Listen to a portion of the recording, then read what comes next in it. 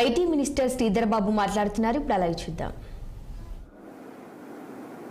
అక్రమ నిర్మాణాలు ఎక్కడ జరిగినాయో అక్కడ బుల్డోజర్ పోయి ఆ బుల్డోజర్ కు సంబంధించి అక్రమ నిర్మాణాలు చేస్తూనే ఉంటాం.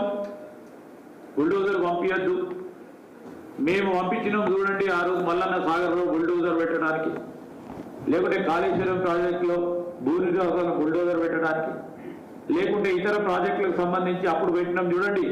అసలు సిసలైన రైతు సోదరులపై బుల్డోజర్ పెట్టి ముందుకు తీసుకెళ్ళబెట్టి ఆ విధంగా చేయమంటారా?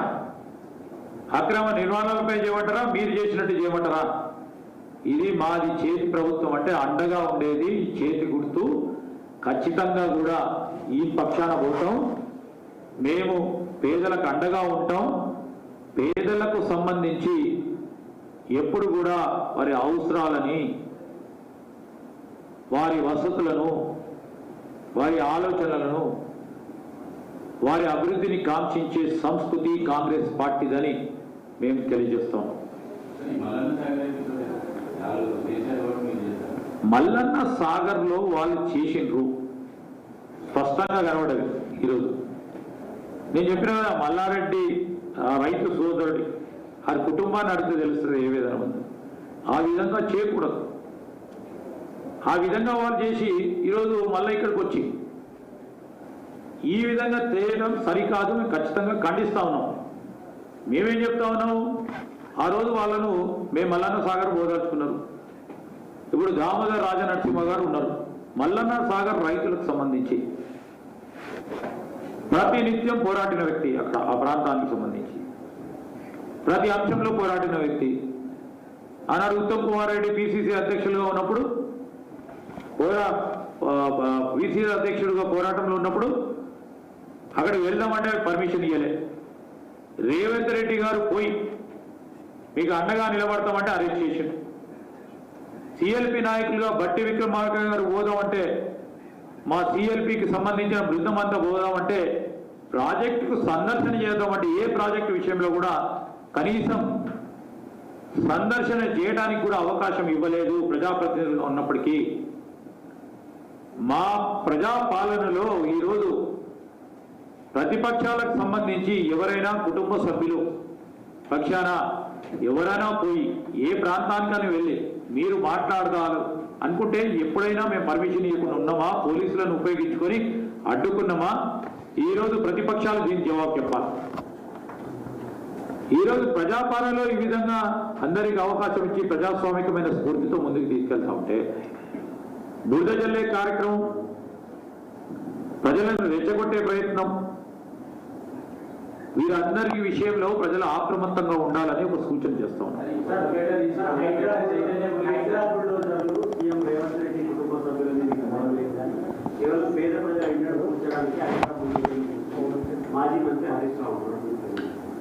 ఎవరైనా ఒకరే ఇక్కడ,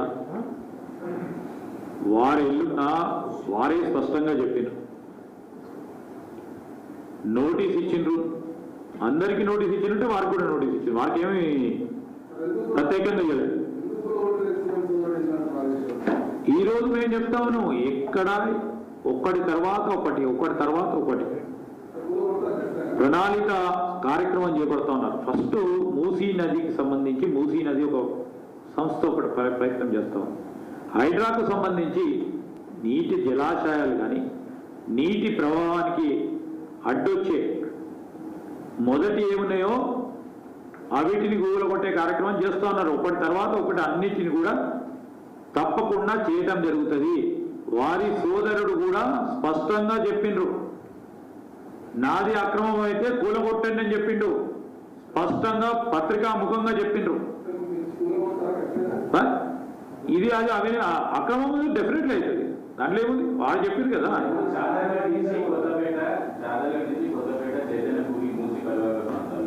అప్పట్లో బీఆర్ఎస్ నేతలు పేర్ల కంపెనీలు అలాంటి వాటి మీద ఎందుకు విచారణ చేస్తారా? డెఫినెట్లీ అన్నిటి మీద చేస్తారండి, అన్నిటి మీద విచారణ చేస్తారు. ఈరోజు చట్టానికి వ్యతిరేకంగా ఏ అంశానికి విషయంలో కానీ మేము ఎవరిపైన వ్యక్తిగత కక్షలకు వెళ్తలేము. ఒక సిస్టమ్ని ఏర్పాటు చేయాలి. సిస్టమ్ అంతా డిస్మాంటిల్ అయిపోయింది 9 సంవత్సరాలుగా. ఏ వ్యవస్థ చూడండి అది డిస్మాంటిల్ అయింది. సిస్టమ్ని వ్యవస్థలను పునర్నిర్మాణం చేయాలి. వ్యవస్థను